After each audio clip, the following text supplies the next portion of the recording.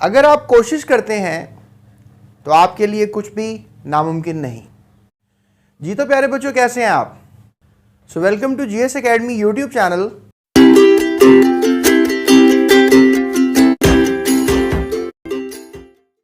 आज की इस वीडियो में जो है हम बात करेंगे आपसे basically cellular organisation, that is chapter number 1 introduction to biology.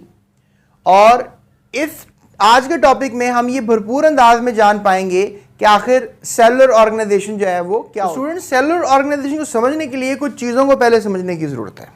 देखें, हमारे पास अगर हम ग्रुप्स की बात करें कि जो जानदारों के ग्रुप्स हैं, ठीक है, ग्रुप्स ऑफ लिविंग ऑर्गेनिजम्स, तो मैं आज आपको इंट्रोड्यूस करवा देता हूं, बता देता हूं कि ये ग्रुप्स जो हैं टोटल 5 हैं, जिनमें आप प्रोकैरियोट्स को स्टडी करेंगे। प्रोकैरियोट्स बेसिकली कह लें कि बैक्टीरियल सेल्स होते हैं, बैक्टीरिया होते हैं। इसके बाद आप स्टडी करेंगे कुछ प्रोटिस्ट को। प्रोटिस्ट जो है स्टूडेंट्स, ये वो ग्रुप होते हैं जानदारों का जो आंखों से नज़र तो नहीं आते, छोटे से जानदार होते हैं, जिनकी 3 कैटेगरियां रहती हैं, जिनमें प्रोटोजोअन्स, ठीक है, जिनमें अभी पीछे थोड़ी देर पहले मैंने आपको पैरामीशियम, यूग्लिना दिखाया था, ठीक है, तो यूग्लिना, पैरामीशियम इसकी एग्जांपल्स हैं। फिर आ जाते हैं एल्जे, जो आपके घर में डबल रोटी है उसके ऊपर जो ग्रीन कलर की उल्ली सी उगती है, ठीक है, दैट इज़ एल्जे। या फिर जो आपका ये जो बर्तन धोने वाला खुरा वगैरह है वहाँ पे। और इसके अलावा स्टूडेंट्स हमारे पास एक और ग्रुप है जो फंगस तो नहीं होता लेकिन फंगस की तरह होता है, जैसे फंजाई लाइक कहते हैं, जिनमें स्लाइम मोल्ड्स आ जाते हैं। तो ये हमारे पास जानदार रहते हैं, प्रोटोजोन्स, एल्जे और फंजाई लाइक, ये प्रोटिस्ट में आते हैं। और एक जो ग्रुप है जानदारों का जो पहले बताया, दैट वाज द प्रोकैरियोट्स, इसमें सारे बैक्टीरिया आ जाते हैं। तो प्यारे बच्चों, एक और ग्रुप है जानदारों का जिसको आपको याद रखना चाहिए, दैट इज फंजाई। फिर एक बहुत बड़ा ग्रुप है that is called the plantae, और फिर उससे भी बहुत बड़ा ग्रुप है that is called the animalia. तो plantae, animalia, fungi, protist, prokaryotes, ये ग्रुप्स हैं। अब बेसिकली हमने पढ़नी है सेलुलर ऑर्गेनाइजेशन। तो ये ग्रुप्स का तो हमें पता लग गया, लेकिन मैं आपको ये बताऊं कि 2 टाइप्स ऑफ बेसिक ग्रुप्स हैं। मतलब इन ग्रुप्स में से भी हमने 2 किस्म के बेसिक ग्रुप्स की स्टडी की है। जैसे फॉर एग्जांपल, पहला ग्रुप जो है इसको हमने बना दिया प्रोकैरियोटिक ग्रुप। तो प्रोकैरियोटिक सेल्स होते हैं बेसिकली, आप ये कह लें, क्या होते हैं? प्रोकैरियोटिक सेल्स होते हैं। और फिर बाकी सब जो सेल्स हैं वो भी सेल्स ही हैं, ठीक है। कोई भी जानदार है ना, सेल का बना हुआ है ना, तो लिहाजा कुछ प्रोकैरियोटिक सेल्स होते हैं और फिर कुछ होते हैं यूकैरियोटिक सेल्स। तो आप सब बच्चों को एक बात समझ लेनी चाहिए कि बेशक ये 5 ग्रुप्स हमने अपनी आसानी के लिए बनाए हैं, लेकिन अगर हम सेल्स की बेस पे क्लासिफिकेशन करें तो फिर हम यूकैरियोटिक और प्रोकैरियोटिक सेल्स कहेंगे। अच्छा चलें, ये अब यूकैरियोटिक प्रोकैरियोटिक की कहानियाँ ख़त्म तो नहीं होगी, अब तो कहानी शुरू हुई है। ये मैं आपको चौथे चैप्टर में डिटेल में बात करूँगा, तो आपने चौथा चैप्टर जो है मेरे साथ लाजमी पढ़ना है। तो अब आगे चलते हैं। तो फिर साइंसदानों ने ये देखा कि जो मतलब सेल्स ऐसे जो अभी मतलब थोड़े इतने डेवलप्ड नहीं है, उनको हम कहते हैं अंडर डेवलप्ड सेल्स। अब आप कहोगे सर इनको अब अंडर डेवलप्ड सेल्स आखिर कहते क्यों? क्योंकि इनके पास प्रॉपर न्यूक्लियस नहीं होता, नो प्रॉपर न्यूक्लियस। इनके पास ये डेवलप्ड सेल्स कहलाते हैं। अब ये जो डेवलप्ड सेल्स हैं इनको हम इसलिए डेवलप्ड कहते हैं, मतलब या कह लें कि मॉडर्न सेल्स कहते हैं, क्योंकि इनके पास प्रॉपर न्यूक्लियस होता है। प्रॉपर न्यूक्लियस से क्या मुराद है कि प्रॉपर न्यूक्लियस से मुराद है कि अगर ये सेल होगा तो इसके अंदर, न्यूक्लियस के अंदर जो भी डीएनए वगैरह क्रोमोसोम होंगे वो एक मेम्ब्रेन के अंदर होंगे। यहाँ पे जो सेल होगा इसके अंदर क्रोमोसोम, डीएनए होंगे, लेकिन कोई मेम्ब्रेन आपको देखने को नहीं मिलेगी। तो ये जो करियो का लफ्ज़ है, करियो का मतलब भी यही है, न्यूक्लियस। और यहाँ पर भी करियो का लफ्ज़ आ रहा है तो यहाँ पर भी इसका मतलब न्यूक्लियस है। और प्रो का जो मीनिंग है वो है कि पहले, पहले का मतलब है कि न्यूक्लियस से पहले, तो न्यूक्लियस से पहले प्रॉपर न्यूक्लियस नहीं है ना।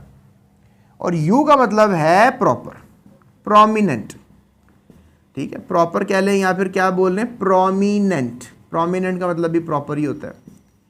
तो खास, तो अगर खास न्यूक्लियस है, करियोलॉजी होती है स्टडी ऑफ न्यूक्लियस। क्या लफ्ज है, करियोलॉजी। करियोलॉजी क्या है, न्यूक्लियस की स्टडी।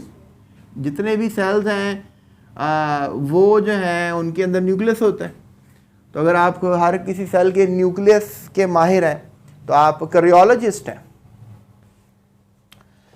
तो फिर साइंसदानों ने ये देखा कि ठीक है 5 ग्रुप्स होते हैं, सेल्स पहले अंडर डेवलप भी थे, फिर डेवलप होना शुरू हो गए। तो फिर उन्होंने एक और चीज़ देखी, जो डेवलप सेल थे यानी जो यूकैरियोटिक सेल थे, उन्होंने सीन ऑन कर दिया।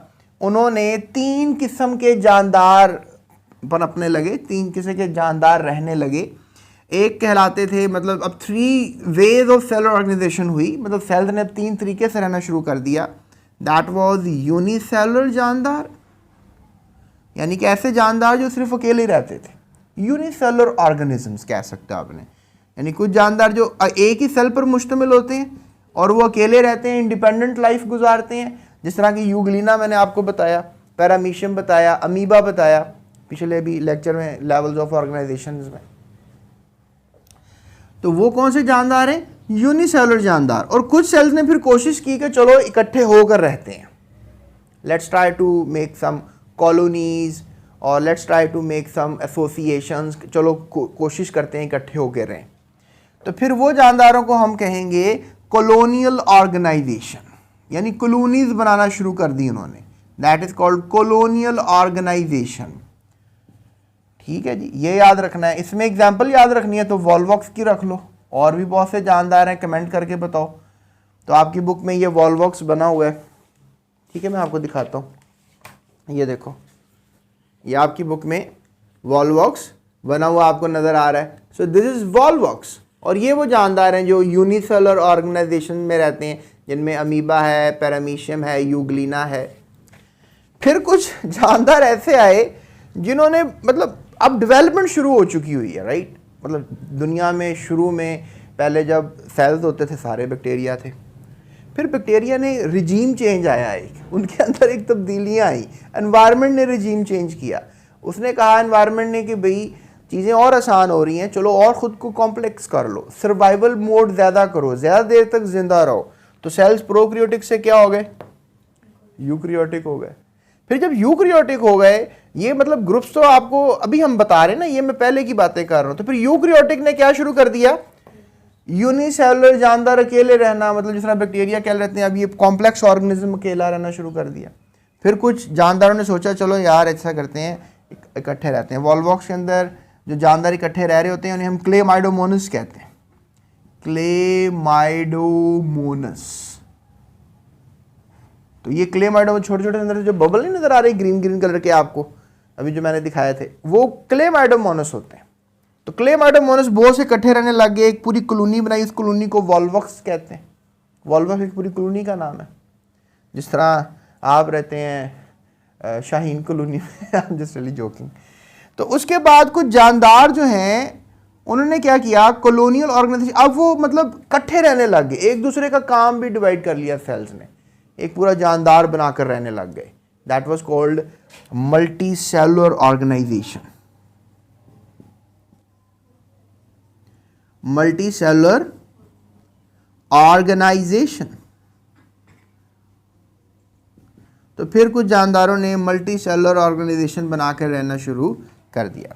तो अब हमारी इस किताब में जो डिटेल्स हैं वो इसी चीज़ की हैं कि जो अब ये मल्टी सेलुलर ऑर्गेनाइजेशंस हैं इनको हमने स्टडी करना है, जिसमें आपको मैं 2 जानदारों के नाम बताता हूँ जो आपकी किताब में फ़िलहाल अभी बता रहे हैं, जिनमें आपका आ जाता है सरसों का पौधा और फिर आ जाता है मेंढक। ठीक है, यानी कि हम फ्रॉग की बात करेंगे और फिर बात करेंगे सरसों के पौधे की, जिसे हम ब्रासिका कहते हैं, मस्टर्ड, बल्कि इंग्लिश में तो मस्टर्ड कहते हैं, मस्टर्ड प्लांट कहते हैं। और फिर इसका साइंटिफिक नेम है ब्रासिका कैम्पेस्ट्रस। ब्रासिका, आई होप आपको नज़र आ रहा है, ब्रासिका कैम्पेस्ट्रस।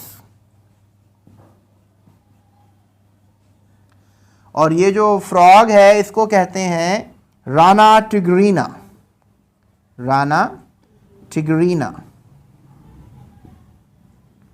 बस आपने ये नाम याद रखने, ये बोर्ड में एमसीक्यू आपको आता है। और अभी तक यहाँ से क्या सवाल आएगा आपको, तो ये ग्रुप्स याद कर लो कि जो आज हमने ग्रुप्स बना रखे हैं, बड़े 5 ग्रुप्स हैं ये, जिनमें prokaryotes, प्रोटिस्ट्स, fungi, Plantae, animalia, name 5 groups आपको सवाल आ सकता है। फिर आपको ये सवाल आ सकता है जी कि कॉलोनियल ऑर्गेनाइजेशन में कौन से जानदार रहते हैं, तो आपने वॉल्वॉक्स का नाम याद रखना है कि वॉल्वॉक्स जो हैं वो कॉलोनियल ऑर्गेनाइजेशन में रहते हैं। इसके अलावा प्यारे बच्चों आपने ये जो मल्टी सेलर ऑर्गेनाइजेशन में जानदार रहते हैं, जिनमें बहुत से हैं, तो बहुत से डिफरेंट नाम ले सकते हो, लेकिन फिलहाल जो बुक में है वो that is frog and mustard. तो मस्टर्ड को ब्रासिका कैम्पेस्ट्रस कहते हो और फ्रॉग को कहते हो राना टिग्रीना।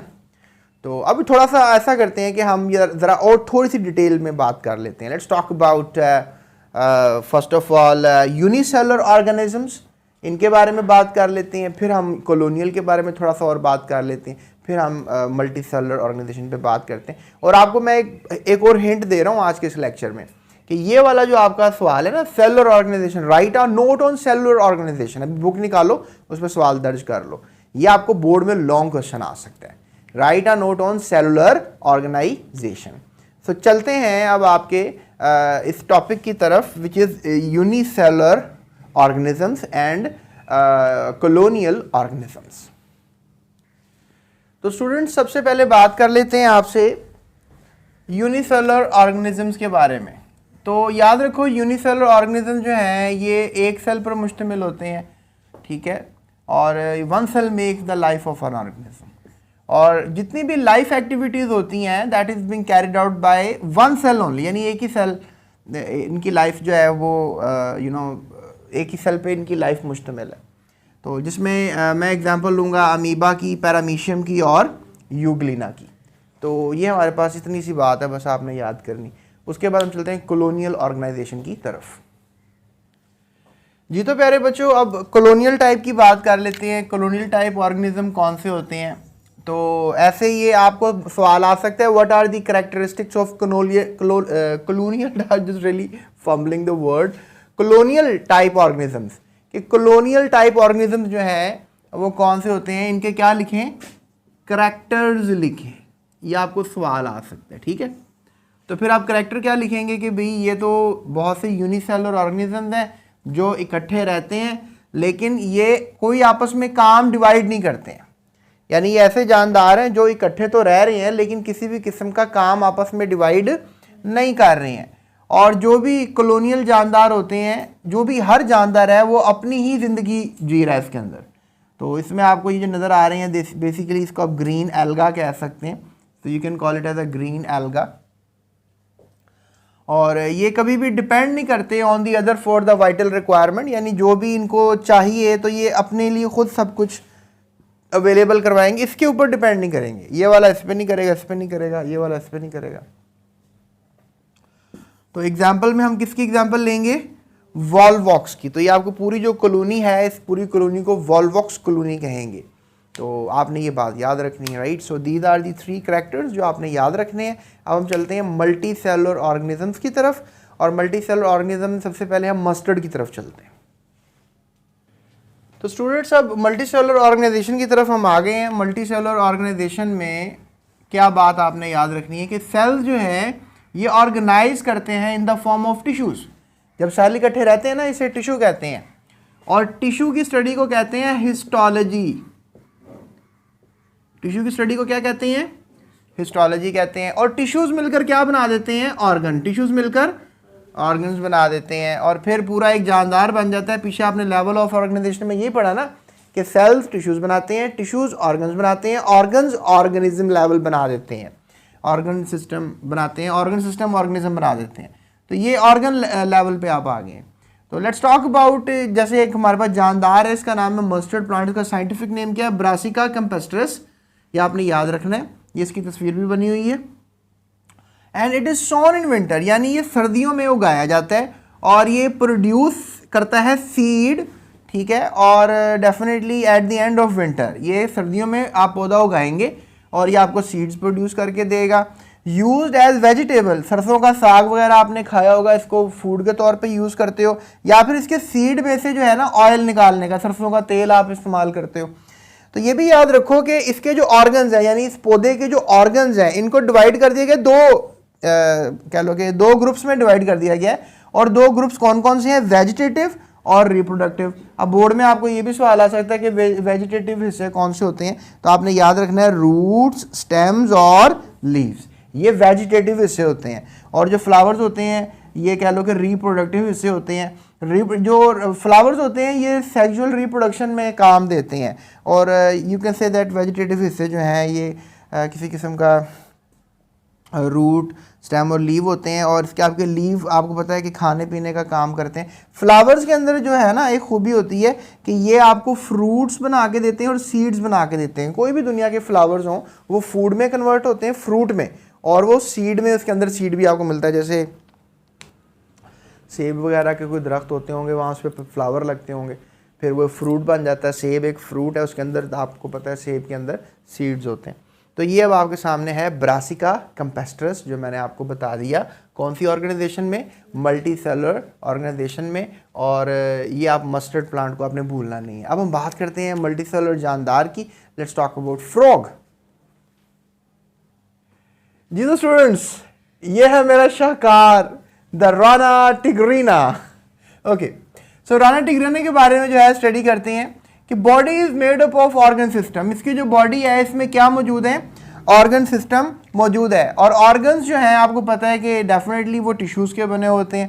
तो आप कह लो epithelial tissues, glandular tissues, muscular tissues, nervous tissues, ये सब जो है इसमें मौजूद हैं। प्रॉपर ऑर्गन सिस्टम है इसके अंदर, बहुत से सेल्स इसके अंदर रह रहे हैं और वो सर्वाइव कर रहे हैं। तो ये है हमारे राना टिग्रीना साहब। और फ्रॉग्स जो हैं ये क्लास एम्फीबिया से हैं, उनकी बहुत सी स्पीशीज़ हैं पूरी दुनिया में, और ये एम्फीबियंस कहलाते हैं। और ये रहते तो खुश्की पर हैं लेकिन अंडे देने के लिए पानी में जाते हैं, उनके बच्चे पानी में ही पलते फूलते हैं। सो दे आर वेरी इंपॉर्टेंट जानदार। ये बेसिकली बहुत से पानी के जानदारों को खाते हैं और ज़मीन पे चलने फिरने वाले कीड़े मकोड़ों को खाते हैं और हमारे इकोसिस्टम को बैलेंस रखते हैं। So Rana tigrina the frog in multi cellular organisation, right. तो ये था हमारा लेक्चर, इस चैप्टर का आखिरी लेक्चर। और अभी नेक्स्ट वीडियो जो है उसमें मैं सारे MCQs और शॉर्ट क्वेश्चन आंसर्स प्रॉपरली आपको समझाऊंगा। तो आप ये थंबनेल आ रहा होगा प्लेलिस्ट का, इस पर आप क्लिक करो और आप क्लिक करके जो है वो भी आंसर्स भी मालूम कर लो, प्रॉपरली देख लो, अपनी स्टडी कर लो। और आपको ये लॉन्ग क्वेश्चन आएगा, right a note on cellular organisation. तो ये बातें सब आपने लिखनी है, ये डायग्राम आप देख लें, इजी सी बना लीजिएगा इस तरह ही। तो स्टूडेंट्स ये था हमारा लेक्चर आज का, और हम चलेंगे नेक्स्ट चैप्टर के ऊपर, which is the biological method chapter, that is solving a biological problem. तो वो मेरे साथ आपने जो है पढ़ना है। मैं बड़े डेलिब्रेट तरीके से कोशिश करूँगा वो मैं आपको पढ़ाऊँ, और उसमें से जो इंपॉर्टेंट सवालात हैं बोर्ड एग्जाम के लिए वो मैं आपको बताऊँ। तो लिहाजा आज के लिए इतना ही है। So that's it, thank you so much. अपना ख्याल रखिएगा, इस चैनल का भी। अल्लाह हाफ़िज़।